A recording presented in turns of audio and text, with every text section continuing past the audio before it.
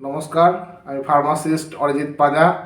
আগের দিন আমরা বলেছিলাম, এরপর আমরা শরীরের বিভিন্ন অর্গান নিয়ে আলোচনা শুরু করব। তো প্রথমে আমরা আলোচনা করব পরিপাকতন্ত্র বা খাদ্য যে নালী আছে আমাদের শরীরে সেটা নিয়ে। আজকে একদম প্রথমে শর্টে একটু বলে নেব, তারপর ধীরে ধীরে বিস্তারিত আলোচনা করব।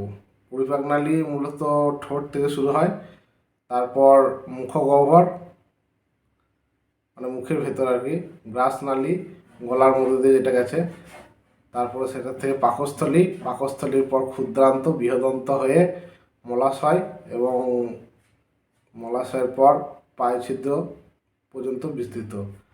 ঠিক আছে, তো এবং এর চারপাশে লিভার বা যকৃৎ, অগ্নাশয় বা প্যানক্রিয়াস ইত্যাদি বিভিন্ন গ্রন্থিগুলো আছে যেগুলো পরিপাকে সাহায্য করে।